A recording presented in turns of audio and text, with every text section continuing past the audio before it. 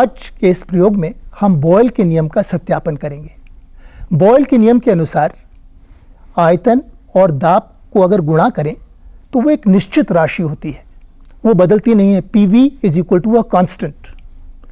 8वीं 9वीं के बच्चे इस सिद्धांत को अपनी किताब में पढ़ते हैं, पर बहुत ही कम बच्चे ऐसे हैं जो इसको प्रयोग द्वारा सिद्ध करते हों। इसके लिए हमको क्या चाहिए? एक 50 मिलीलीटर का बड़ा सिरिंज, और इसके लिए हम नया सिरिंज इस्तेमाल करेंगे, पुराना बिल्कुल नहीं इस्तेमाल करेंगे। इस सिरिंज के दो भाग होते हैं। एक तो इसका प्लास्टिक का पारदर्शी हिस्सा है जिसको बैरल कहते हैं, और ये इसके अंदर एक पिस्टन लगा है, इसको सिरिंज का प्लंजर कहते हैं, और ये इसके अंदर इस तरह से चला जाता है। तो एक तो हो गई 50 मिलीलीटर की ब्रांड न्यू सिरिंज।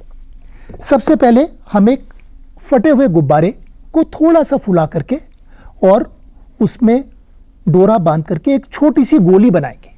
ये गुब्बारे की बनी हुई एक बेबी बलून कहेंगे, या छोटी सी गोली फटे हुए गुब्बारे की। इस गोली को हम सिरिंज के बैरल में डाल देंगे। अब ये देखिए थोड़ी सी ढीली होनी चाहिए कि ये ऊपर नीचे जा सकती है।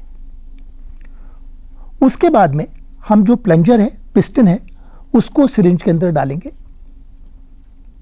ये प्लंजर चला गया। उसके बाद में जो बाहर वाली नली निकल रही है, इस नली को अपनी एक उंगली से दबा के बंद कर देंगे बिल्कुल। अब ये देखिए आप कि गोली का एक नाप, एक आकार हमको दिखाई दे रहा है। अब हम कस के इस प्लंजर को अंदर की ओर घुसाएंगे, और आप गौर से देखिए कि किस तरह से गोली का माप छोटा और छोटा होता जाता है और गोली एकदम मुरझा जाती है।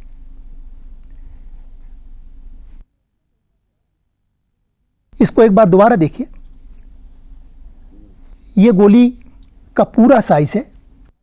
अब हम सिरिंज के बाहर वाली नली को बंद करते हैं उंगली से और पिस्टन को कस के दबाते हैं, तो अंदर का, सिरिंज के अंदर का दाब बढ़ता है और उससे गोली का आयतन कम होता जाता है, एकदम मुरझा जाती है।